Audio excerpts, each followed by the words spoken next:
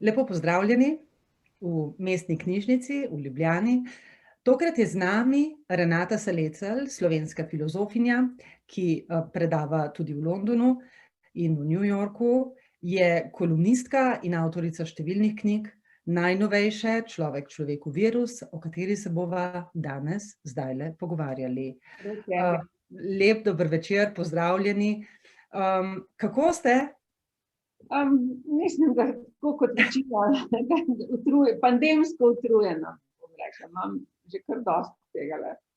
Ta utrujenost je najmočnejše občutje, se mi zdi, naveličanost. Zelo naveličana sem, ja, pandemije in ja, vsega, vem, da je pred nami še en val, ampak tako, zelo bi si želela, da bi bilo že tega konca. Tako. Renata, predlagam, da morda začneva kar z naslovom, intrigantnim naslovom, torej Človek človeku virus, kar zveni, moram reči, celo nam vsem odraslim ljubiteljem pravljic bistveno bolj strašljivo, kot tisti homo homini lupus, na katerega smo bolj navajeni. Povejte, kako ste razmišljali s tem naslovom? Gre to za podobno reč ali gre za veliko nasprotje, glede na to, da danes že vemo, da je volk eno najbolj družabnih in tudi solidarnih bitij, če je treba, ne? Torej, virus, volk, človek, kako gre to vse skupaj? Ja, od začetka pandemije je mene zanimalo, kako bo virus spremenil na eni strani medosebne odnose in na drugi strani v bistvu samega posameznika. Samo subjektivnost. Zdaj že nekaj časa v bistvu sem pač opazovala neke spremembe pri subjektivnosti, na katero je zelo vplivala neoliberalna ideologija.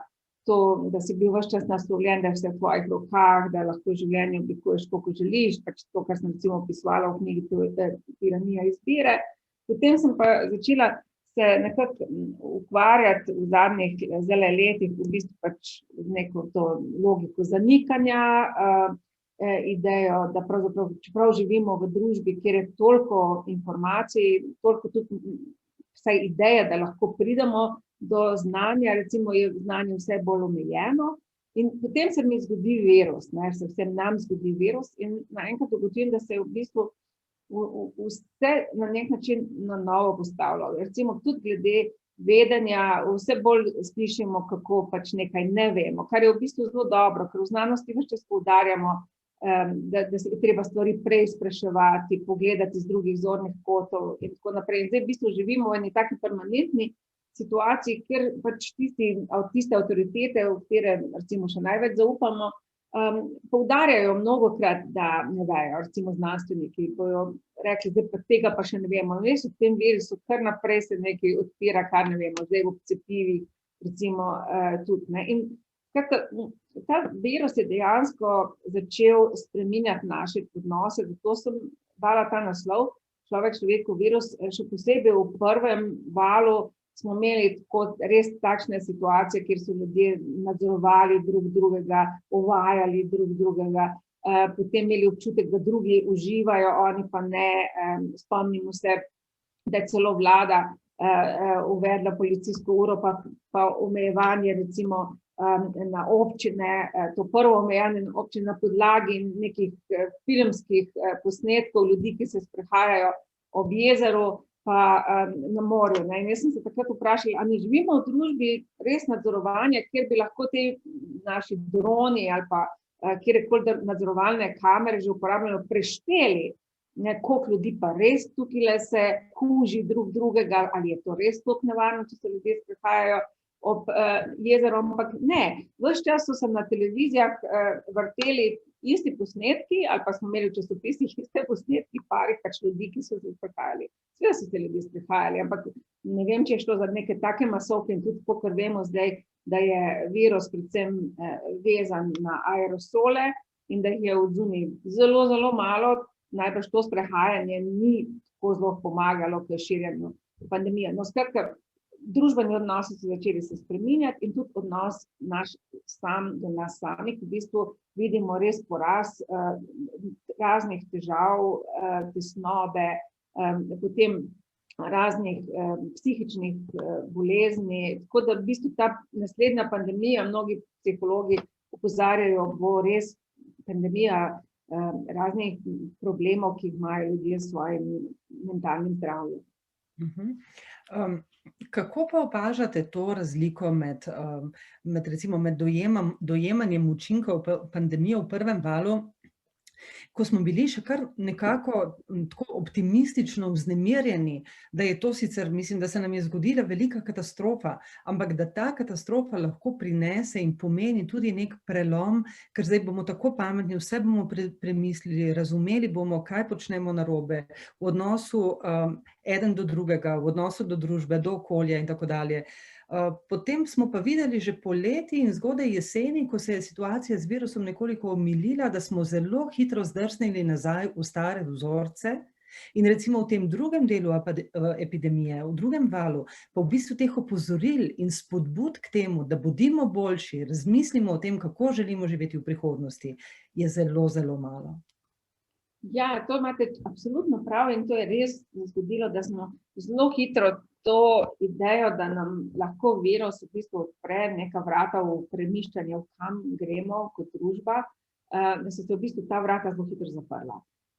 Zelo hitro so tudi tisti teoretiki, ki so začeli pisati, kako je to neka nova priložnost, kako je treba gledati krizo vedno kot neko preizprašanje družbe, ne, in tako naprej, so tudi sami postali veliko bolj pesimistični. In zdi se mi, da zgodilo se je to, da smo se soočili na eni strani s tem, da so mnoge oblastne strukture, tudi naša, izkoristile tale virus za to, da se je v bistvu pravzaprav začelo vladati veliko bolj s trdo roko in recimo mnoge družbe so v začetku zanikale pandemijo, recimo, to ne morem reči za našo, ampak recimo, če pogledamo, ne vem, Turčijo, pa Bolsonara v Braziliji, ne, pa tudi Donald Trump v Ameriki, ne, so zanikale, ampak istočasno seveda je bilo to zanikanje, to strukturno zanikanje, ne, ker je takrat njim trenutno to odgovarjalo, da so se pač obdržali na oblasti na tak način, kot so se želeli, in potem kasneje v bistvu so in oni in tudi drugi začeli izkoriščati pandemijo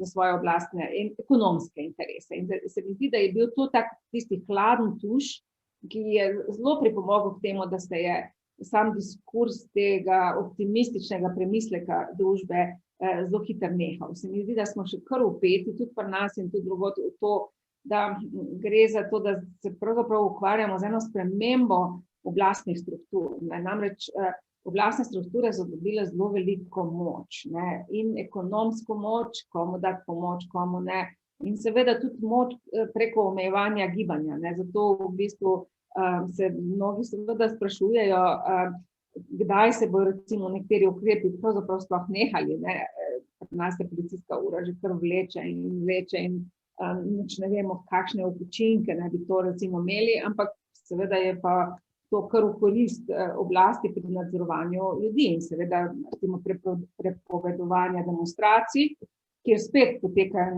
na planem, na prostem, tam je malo nevarnosti širjenja virusa, ravno tako trajajo. Če gledamo, koliko ljudi je danes v nakupovalnih središčih, bi se prej vprašali na nevarnost širjenja virusa tam, ampak to je pač neka ekonomska dejavnost, ki mora živeti. No, ampak vendarle, ne, ta razmislek za naprej, kljub temu, kako preživimo tako, da vendarle, tudi če ne moremo planirati, ne vem, kaj se bo zgodilo letos poleti, se mi zdi, da vendarle smo ljudje orientirani k temu, da razmišljamo, kaj nam bo prinesla prihodnost in tako naprej. In potem ljudje, recimo, ki pravzaprav razmišljate poklicno, ne, pravzaprav razmišljate, kakšne bodo posledice, recimo, ko enkrat to vse skupaj preživimo. Bi rekli, da je zdaj tudi ta vnema nekoliko upadla. Saj ne mislim samo optimistično, pač, da se bomo vsi preobrazili, spremenili v neke boljše ljudi, ne. To pač zdaj že vemo, da ne. Ampak kakšen je tu vaš razmislek? Torej, bomo prišli ven kot bistveno bolj, ne vem, ozkosrčna in še avtoritarna družba, govorim o svetu kot o celoti, lahko pa govoriva seveda tudi o Sloveniji. Ja, to je ena zelo realna možnost, da se bodo dejansko bolj avtoritarne strukture kar močno zasidrale v družbah. In to je tista nevarnost, ki jaz mislim, da preti mnogim. Mnoge države se soočajo tudi z recimo možnosti nekih sprememb, recimo, da pride do nekih volitev, do kakšnih drugačnih pogledov. Ne, v Ameriki smo pač videli, da ko pač Donald Trump ni zmagal na naslednjih volitvah, je v bistvu le prišlo do neke spremembe v družbi in pač prihaja sprememba. Zdaj ne moremo reči, da je na vseh področjih enako hitra, ampak vseeno so vidne spremembe, če drugega ne tudi v diskurzu, ki ga ima recimo Bidenova politika v nasprotju z Trumpovo politiko. Tako da tukaj nisem čisto pesimistična za vse države, ampak hkrati bojo neke dobre stvari lahko te pandemije ostale. Ena stvar je vsekakor recimo razmišljanje o univerzalnem temeljnem dohodku. Prvič smo recimo tako zelo globalno ta koncept začeli premišljati, uporabljati. Potem recimo že v Španiji zdaj vidimo recimo eksperiment z 4-dnevnim delovnim tednom. To je tudi neka pomembna sprememba. Zdaj, a bo prišlo recimo do nekih sprememb v sami organizaciji družbe? Na nek način ja, tukaj so spremembe že v tem, da nekatere industrije recimo ne bodo preživele, druge so se izjemno okrepile, recimo že to poučevanje nadaljavo, debate nadaljavo, tako da predvidevam, da bo v učnem procesu se oblikoval nek hibriden model, vsaj na univerzitetni ravni. Mnoge države že o tem razmišljajo, recimo Britanija že razmišlja, da bo šla po tej poti. Zdaj, nekatere države so že imele prej hibriden model, recimo Avstralija, Nova Zelandija. To so recimo tako zelo velike države, ki so tudi toliko odvisne od tujih študentov, predvsem azijskih študentov, in te so tiste, ki so v bistvu pač še bolj zdaj zagrabile hibridni model ali pa pač to online poučevanje in seveda ga bojo tudi druge. Kar pomeni na univerzitetni ravni kar velik sprememb, tudi, bom rekla, glede odnosa profesor-študent, veliko težjih stvari se bo tudi zgodilo, manj bo teh komunikacije. Jasno, robotizacija, takšna uporaba umetne inteligence, kot se je zdaj zgodila s pandemijo, mislim, to se nismo pred 2 letoma recimo razmišljali, da bo prišlo do take hitre robotizacije in seveda to za sabo potegne spremembo na področju dela. Veliko podjetij bo recimo odpuščalo delavce ali pa bo iskali delavce s posebnimi znanji. Tako da jaz mislim, da se bomo res kot družba mogli še posebej pa ukvarjati s bodočimi pandemijami. Zdaj vemo, da je uničevanje narave, poseganje recimo v naravo, krčenje gozdov v Južni Ameriki, pa tudi recimo razne kmetijske prakse, ki jih recimo uporabljamo, izkoriščanje zemlje, kjer prihajamo vse bolj v stik z divjimi živalmi, to se dogaja recimo na Kitajskem, se dogaja v Afriki in pač epidemiologi, če tako malo beremo, kar napovedujejo že možne nove pandemije, na katere se zdaj lahko pripravimo.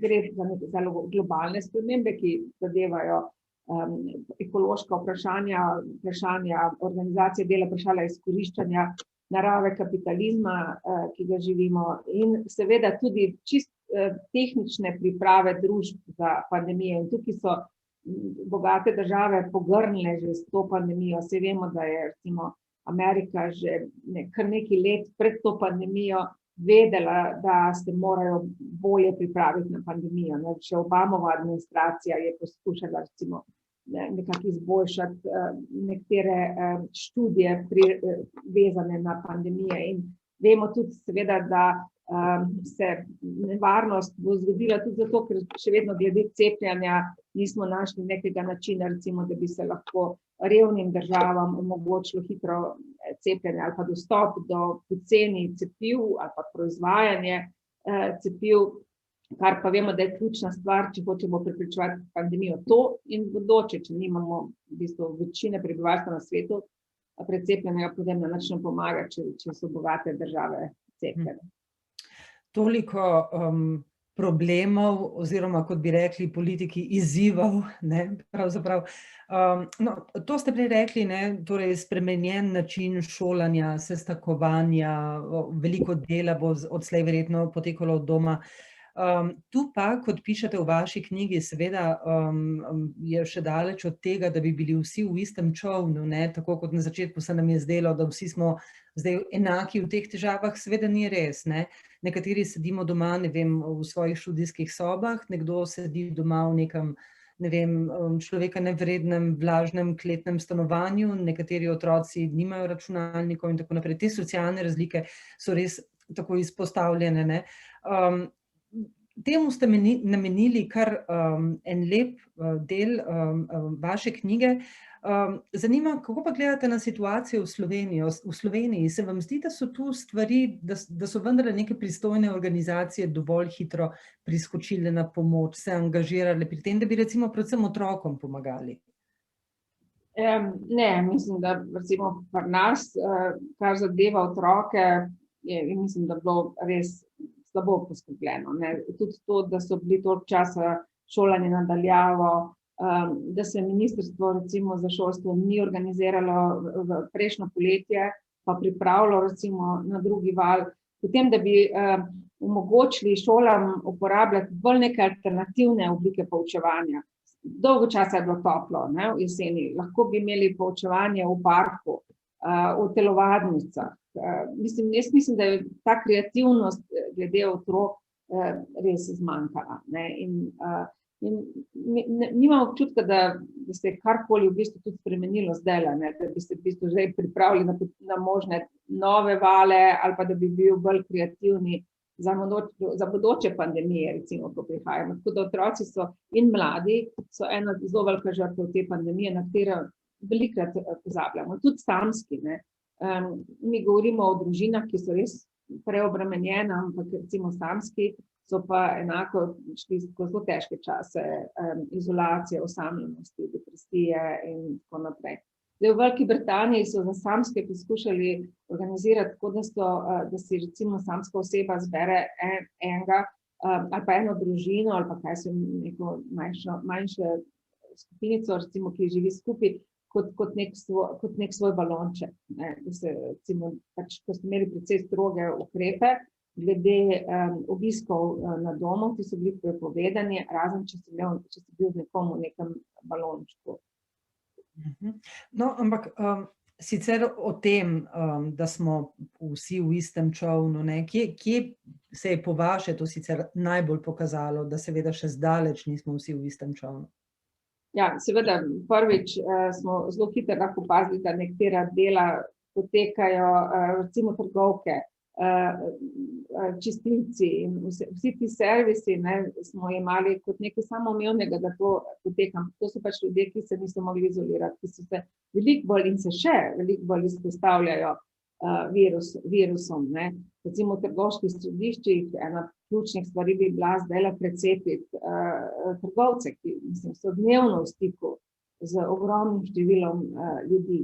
Jaz mislim tudi, da smo zelo hitro videli, da nismo v istem čolnu, ko smo pač začeli opazovati, da recimo se virus širi pač v tistih delih držav, kjer živi dejansko skupaj več revnega prebivalstva, ljudje imajo manjše stanovanja. V Združenih državah so videli, da so rezultati v bistvu, kaj se zgodi, če se nekdo okuži, kdo zboli, resno zboli, kdo ne. Zelo vezan je tudi na ekonomski položaj posameznika.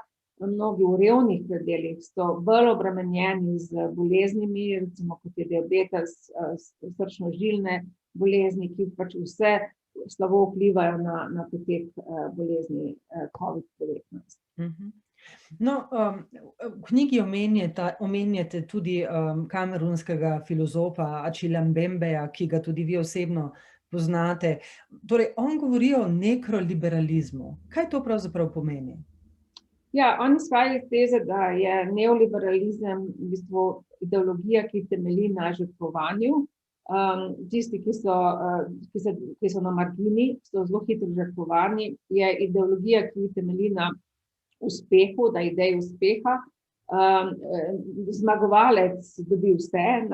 Ta logika je zelo močno prisotna v neoliberalizmu. Skratka, njegova teza je, da je neoliberalizem v bistvu ideologija, ki zelo hitro odmeče ljudi, tiste, ki jih ne potrebuje, ki so stari, ki so, recimo, niso dovolj produktivni, ki imajo recimo, ne vem, slabo izobrazbo ali pač ki delujejo nepotrebni za ideologijo, ki tako zelo stremi k profitu.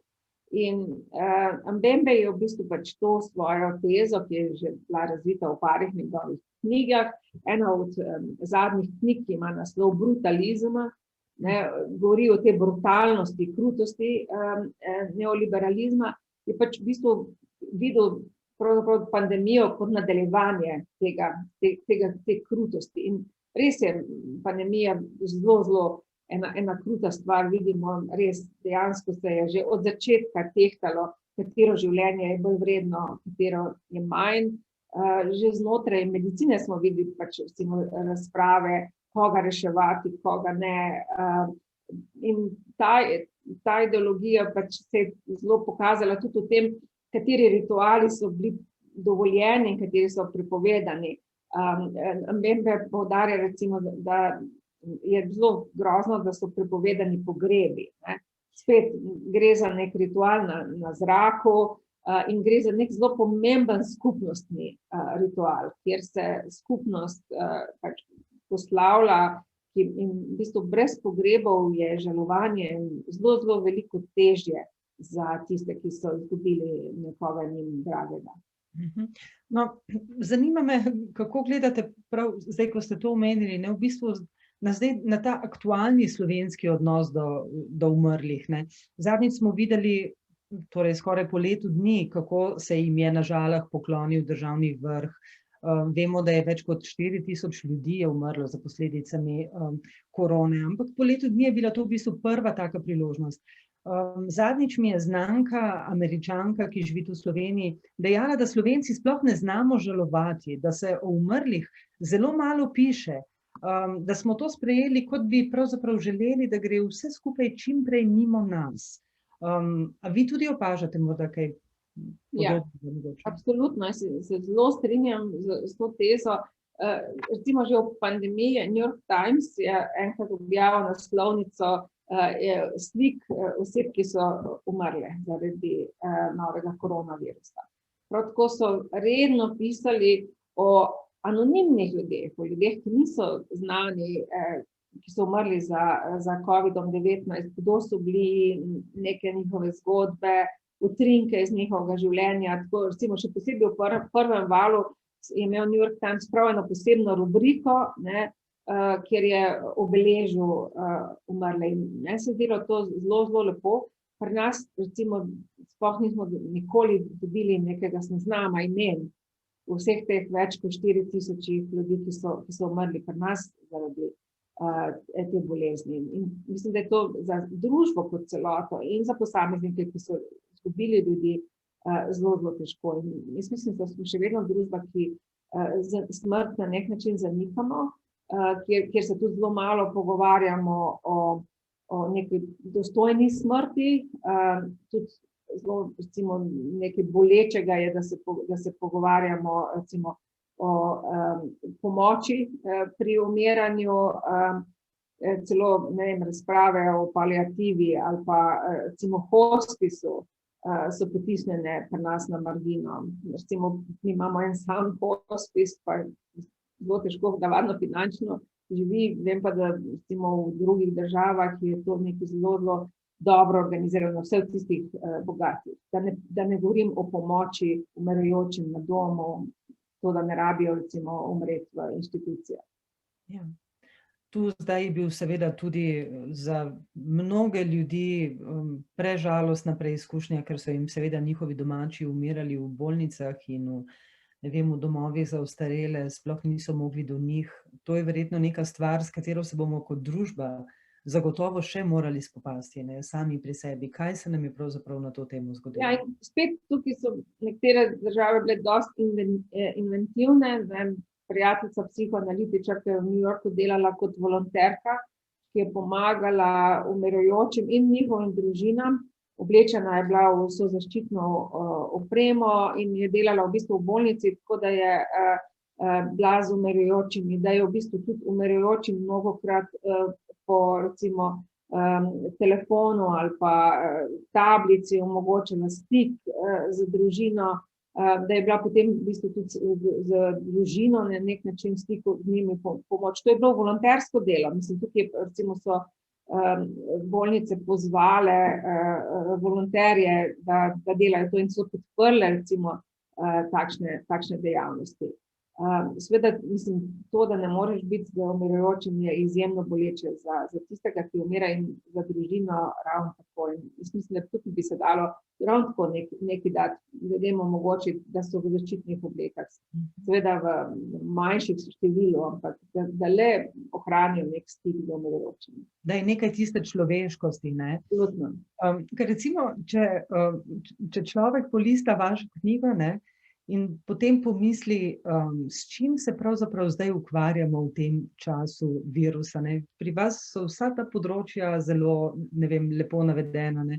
Govorimo ko govorimo o terminologiji virusa, govorimo o vojni proti virusu, pa niti ne vemo, je to res primeren izraz ali še dodatno vzbuja te občutke tesnobe, čeprav seveda se nam vsem kdaj uide ta izraz, ne, vojne proti virusu. Potem, ne vem, recimo potem eno poglavje imate, ko ste že prej na začetku tudi omenili o tem očitanju užitka pravzaprav. Torej, toliko nekih različnih nitk pravzaprav pride iz tega našega vsakdanjega življenja, ki so, ne vem, ki jih pravzaprav težko sestavimo skupaj. Kako, da se nam to pravzaprav dogaja, no? Recimo terminologija, začniva s terminologijo, ta vojna, tesnobnost in tako naprej. A to najbrž mora biti tako, ali smo se tako odločili, oziroma kdo drug namesto nas? Ne, tukaj je res zanimivo, da ker je ta terminologija se začela v bistvu že prej. Tudi ta terminologija, da gre znotraj telesa za eno vojno, je bila uporabljena že v 80-ih letih in tudi kasneje, v bistvu, ko je postajala imunologija zelo pomembna znanost znotraj medicine, se je že govorilo, da gre za vojno med belimi krvničkami in virusi, potem recimo z bakterijami. In spomnim se, nekje sem videla eno naslovnico National Geographic, ki je imel naslov Vojna znotraj telesa in imel je človeško telo in potem noter dobre vojake, bele krvničke, ki napadajo teroriste, viruse in bakterije, ne. Potem je pa zanimivo, ta diskurs prešel hkrati potem tudi v nek politični diskurs, ko smo začeli pač govoriti recimo o teroristih, ki so podobni nekim virusom, združujejo se v celice, napadajo, ne da bi jih videl, ne, so tako nevidni kot je virus. In zato je v bistvu ta ideja imunosti tudi prežela družbo, ne. Začeli smo govoriti, da je družba imuna do terorja ali pa ne, ali pa recimo, da ima dober imunski sistem, da se recimo brani pred tujki. In zdaj pri pandemiji se je v bistvu to nadaljevalo. Ampak ko uporabljamo vojaški diskurs, te vojne z virusom, v bistvu spreminjamo družbo, ne, ker virus nam ni napovedal vojne, ne, tukaj ne gre za neko vojno, virus čisto nič ne strela na nas, ne, virus se samo širi na svoj način, poskuša pač preživeti preko mutacij, ne, in to, da mi uporabljamo vojaški diskurs, je nek znak ene militarizacije družbe. Tudi to, da v bistvu na nek način družba pravzaprav začenja uporabljati en tak, bom rekla, zelo neustrezen diskurs. Namreč vojaški diskurs hitro lahko postane zelo izključevalen, grob, kaznovalen diskurs. In to smo mi doživeli v Sloveniji, pa tudi marsikje v tujini. Namreč to, da smo bili kot posamezniki nenehno kregani od predstavnikov oblasti, še posebej bivši govorec Jelko Kacin je bil znan po svojem precej ciničnem diskurzu, ki je velikokrat iskal neke grešne kozle, pa potem najdel neke probleme z ljudmi, ki preveč uživajo. In kot naša družba, kot druge družbe so se paradoksalno seveda ukvarjali tudi s tem, da prav tisti, ki so se izmišljevali kakšne prepovedi, mnogokrat jih sami niso upoštevali. Pa je bila, na primer, ta problematizacija užitka ob sprehodu okrog Blejskega jezera ali pa užitka, ko se pelješ na morje in se sprehodiš ob obali. Je bila to stvar, mislim, Jelka Kacina ali je to del širšega diskurza? Torej, užitek je nekaj, kar je v tem smislu prepovedano in se ga moramo na nek način sramovati ali pa kaznovati ali pa nekoga ovaditi, ker uživa. Ja, ljudje, mislim, sploh v naših krajih, kjer smo kar precej zaprti, v mali prostor, imajo mnogokrat že nek tak občutek, da drugi uživajo bolj kot oni. Mislim, v Sloveniji se tudi težko izoliraš, vsi se poznamo, zato se mi zdi, včasih sem razmišljala, zakaj toliko ljudi pri nas gre v gore ali pa v Himalajo. Se mi zdi, da tlele se lahko izogneš, tam se lahko izogneš ali pa izoliraš majčkeno od tega, ker smo tako vsi precej blizu drug drugega, ne, v enim mlaki. V Ameriki nimaš tega, ne, v Ameriki imaš tudi logiko, da se ti preseliš, ne. Tam imaš še vedno to logiko neke prerije, nekih nepoznanih krajev, kjer jih bo šel zavzeti, še zdaj obstajajo skupine, ki grejo v neke puščave, pa razmišljajo, da bo tam recimo si naredili neko svoje mesto. Tako da tam je tudi ideja, da ti začneš znova, ne. Amerika ima to logiko, da vedno lahko začneš znova. Pri 70 letih delaš doktorat, ne, začenjaš znova, nikoli se ne postaraš. Imajo neko res zanikanje staranja, kar je po svoje paradoksno, ne. Ampak jaz jih včasih prav opazujem na nek zavistjo v tem optimizmu, ki je tak nori optimizem Američanem. Tudi zato, ker se res dejansko lahko umaknejo in ker je njihova ideologija vezana na to, da greš recimo popolnoma na nek drug konec ali sveta ali pa svoje lažne države, ne. Tako da pri nas tega nimamo in mislim, da je ideja, da drugi uživa na tvoj račun ali pa da ti ni všeč njegov užitek, pri nas zelo prisotna, ampak to je prisotna tudi v drugih družbah, v tem, da kako recimo gledajo na tujce, ne. Tujcem navadno učitamo, da uživajo na način, ki ni pravi. Da nam recimo kradejo naša delovna mesta, istočasno bomo pa rekli, da so leni, ne. Do teh paradoksov pride, ko govorimo, da nekdo ne uživa na pravi način. Ali pa recimo, ne vem, hrana od muslimanskih recimo narodov nam bo všeč, ne pa njihove druge kulture in bomo imeli spet občutek, da ne uživajo na pravi način. V pandemiji mislim, da je to prišlo močno na plano, sploh v prvem valu, da ljudje ne uživajo na pravi način. In če se še spomnimo, smo prav recimo z jezo opazovali ljudi, ki so morda delovali bolj sproščeni glede nekaterih ukrepov. Na ulici smo se daleč izognili recimo drugih ljudi, celo v naravi, ne, če se spomnimo nazaj, kako so izgledali sprehodi.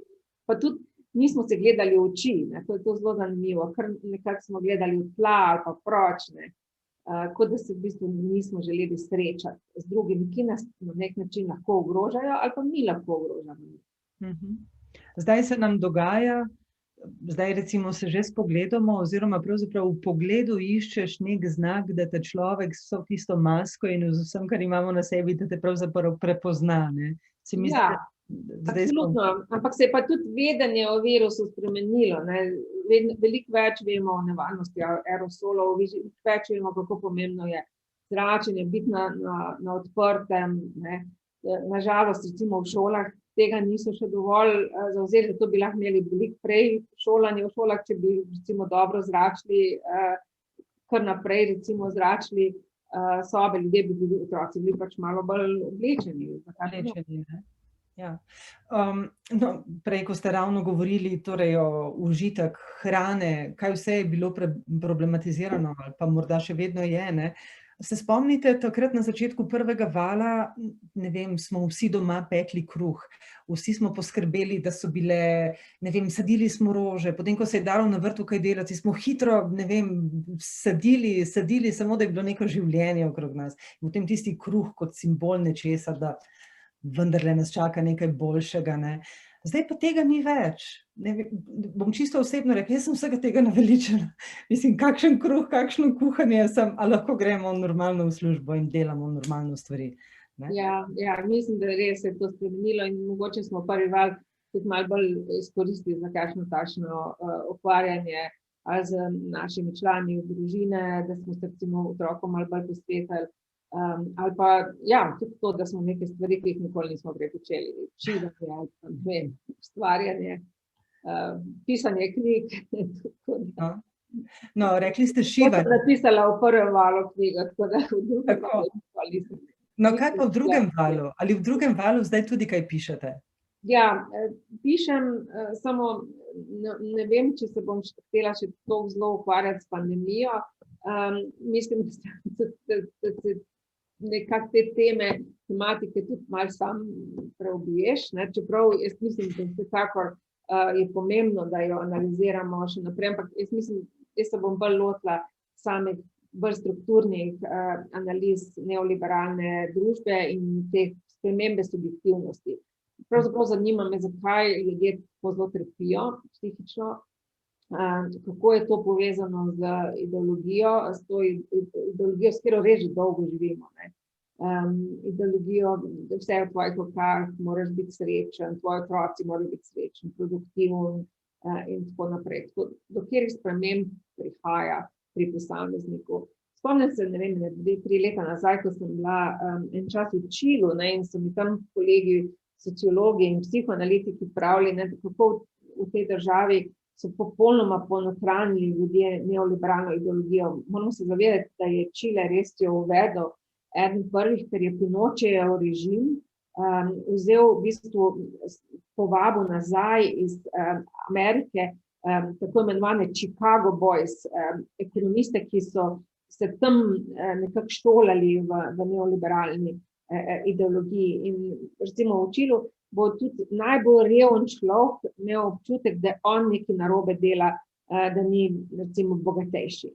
Čeprav se ne more šolati ali pa nima nikakršne možnosti, da bi izšel iz revščine, bo mislil, da je on sam kriv. Mnogi ljudje bodo imeli ta občutek, da morajo recimo delati še več, čeprav so že popolnoma zgarani. In ker jim strukturno ni bila omogočena recimo izobrazba ali pa dostop do nekega dobrega dela, ker so ves čas na margini, ampak da vseeno verjamejo, da vse v njihovih rokah. In to je pa tisto, kar mene zanima, kako te ideologija pravzaprav globoko označi in seveda mnogokrat v tvojo škodo. Ali ideologija, o kateri zdaj govoriva, torej neoliberalizem, ali vpliva tudi na to, da ljudi v nekem smislu paralizira na način, da ne zahtevajo recimo boljših delovnih pogojev, da se ne potegnejo recimo za zdravstveno osebje, ki si zasluži boljše delovne pogoje, za izboljšanje razmer varovanja starejših ljudi, za takšne, naprimer zdaj v času covida smo opazili cel kup problemov, ki jih sicer ima naša družba. Ampak ali imamo to v sebi, da to pustimo, da gre to potem naprej, ali se na nek način vendarle tudi ljudje zbudijo in rečejo, torej želimo, da se drugače pelje našo družbo naprej? Ja, ni nujno, da se zbudijo. Tu so mi recimo fenomen revni Američani, ki nimajo zdravstvenega zavarovanja, so mnogi proti univerzalnemu zdravstvenemu zavarovanju. Bili vsaj v preteklosti, do zadnjih informacij nimam, ampak me ne bi čudilo, če je še zelo podobno, recimo, ampak ta kritika tako imenovanega Obamacare pod Obamo je šla na to, da jemlje izbiro. Ampak ljudje, ki niso imeli izbire, ki sploh niso bili zavarovani, so bili proti temu, da bi recimo imeli neko univerzalno zavarovanje, ker so imeli pravico do izbire kot neko svetinjo. Ampak izbire sploh niso imeli v resnici, ne? Ja, nikakršne izbire. Mislim, če zbolijo, lahko popolnoma bankrotirajo, cene zdravstvenih storitev so grozljive v Ameriki, ampak upirali so se temu, da bi imeli možnost univerzalnega zavarovanja. In tu vidimo, da je ta ideologija lahko res zelo, zelo močna. Namreč ideja, da je vse v tvojih rokah, da si ti odgovoren za vse, kar se ti zgodi v tvoji družbi ali pa v tvoji družini pa tebi, in da v bistvu pozabljaš na skupnostne izbire. In Zdaj, pri pandemiji pa vidimo, da gre za skupnostne probleme, gre za skupnostno organizacijo. Sam posameznik lahko zelo malo naredi za njeno prepričevanje. In a bomo lahko zdaj preskočili iz tega radikalnega individualizma, s katerim smo tako dolgo živeli, v neko novo razmišljanje o skupnosti, to je pa tisto zame ključno vprašanje. Se spomnimo še tisti, ki smo bili rojeni v socializmu, recimo je bila druga ideologija. Ni bila ideologija individualizma, bila je ideologija, recimo važno je sodelovati, ne zmagati, ideja pač povezovanja, recimo med ljudmi, zelo hitro smo pa preskočili potem, da vsak mora poskrbeti zase. Glejte, mogoče ni še vse izgubljeno, če celo nekdanji dopisnik konzervativnega britanskega lista Daily Telegraph, današnji konzervativni premier Boris Johnson, opaža, da družba vendarle je, pa je njegova velika predhodnica torej povedala, there's no such thing as society. Torej, a je to rahel premik ali je bil to samo nek vzgib po prebolelem covidu morda takrat? Bolj vzgib, jaz mislim, da ne, Johnson je kar v bistvu poskuša biti, bom tako rekla, sicer Thatcher je učencem, je bolj slab učenc tukaj. Nažalost pa seveda je močno usedlo in britanska družba se je že v tem dobrem letu zelo močno spremenila. Če pa gledamo Brexit, poleg težke pandemične situacije, ki so imeli. Trenutno seveda gre Johnsonu v dobro to, da je država med najbolj precepljenimi na svetu, recimo za Izraelom, mislim, da že pride malo Velika Britanija, pa pol Amerika, tako da to je tisti plus za njegovo vlado trenutno, ampak nažalost se je tudi pri njih dogajalo to, kar se je pri nas in tudi zdaj vidimo v Nemčiji in drugih državah, da je oblastna struktura pa ekonomsko zelo poskrbela zase ob pandemiji, predvsem pri naročanju zaščitne opreme, ventilatorjev in podobnega. No, zdaj pa, če to vprašanje razširiva, recimo od tega, kot pravite, trenutnega Johnsonovega prebliska, torej, da družba je, se vam zdi, da obstaja v tej naši družbi, torej širše gledano, pa recimo evropska družba, se vam zdi, da obstajajo te neke, ne vem, zahteve ali pa pobude, nekaj, kar bi sprožilo, mogoče to, o čemer sva govorili že pravzaprav na začetku tega najinega pogovora, željo in tudi pobudo, inicijativo, neko resno akcijo po tem zahtevanju boljšega in bolj pravičnega in bolj trajnostno naravnanega in solidarnega s samimi seboj in z okoljem. Nekaj zelo močnih stilnic, ki bi nas vlekel v smeri, o katerih govorite, ne vidim.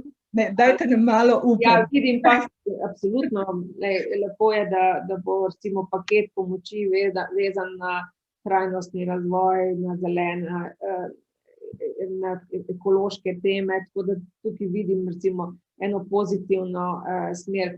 Drugače pa ne morem reči, da je na evropski ravni prišlo do nekega res globalnega premika. Vidimo pač seveda, da se Evropa ukvarja z svojimi notranjimi težavami, vse več je iliberalnih demokracij in jasno, v tej situaciji jaz mislim, da je tudi premalo neke kooperacije za ene bolj radikalne premisleke v tem, kam gremo, v katero smer naj se razvijamo, ne samo kot Evropa, mislim, gre za precej bolj globalen problem. No, morda še tole. Pač ves čas seveda govoriva o covidu. O covidu govoriva, ker je to tematika vaše knjige Človek človeku virus in zaradi tega, ker je to nekaj, kar nas v tem trenutku v zadnjem letu dni absolutno zaznamuje. A se vam pogosto zgodi pri vašem delu, ne vem, ko berete ali pa kaj študirate, razmišljate, meni se recimo to pogosto zgodi, da pomislim, kaj se pravzaprav dogaja, ne vem, bom rekla, v sosednji Avstriji v tem hipu ali pa kaj se dogaja, ne vem, v Rusiji, dobro, tam še mogoče slišimo nekoliko za Navalnega, ampak tako zelo na hitrico. Kaj se dogaja v Franciji, tudi pravzaprav ne vemo veliko, ne vem, razen če je nek razplet korupcijskega škandala. Zdi se mi, da nas je ta COVID vendarle tako zelo okupiral, da pravzaprav nimamo več pregleda nad tem, kaj okrog nas realno še je, se pa dejansko razen covida dogaja še marsikaj, kar bo imelo velik vpliv na naše življenje še dolgo. Ali čutite to na ta način? Absolutno, tu se pa zelo z vami strinjam in ta omejitev, da ne moremo potovati. Poleg tega, da je vse manj recimo dopisništev iz drugih držav, nas res zapira. Zdaj beremo recimo neke velike časopise, ne vem, angleške, francoske, kakšne nemške, ampak to je pa že to, ne. In res zelo malo vemo o tem, kaj se dogaja v drugih državah. Spomnim se v jeseni, ko sem slučajno imela srečo, da sem šla na eno konferenco na Poljsko. Je bilo zame izjemno, ne, da sem v bistvu z svojimi očmi videla, kaj se tam dogaja, da sem srečala recimo ženske, ki se upirajo proti oblasti, da sem videla, koliko ljudi je nezadovoljnih z oblastjo in kako zelo se recimo borijo, ali pa kako jih je, ne vem, takšno mesto, kot je Krakov, kako je pandemija popolnoma uničila ekonomsko, ne, ker je celo mesto živelo od turizma. Ne. To je bilo recimo mesto, ki je bilo tako kot neke poljske Benetke. Ne. In zdaj vse je bilo povezano z turizmom.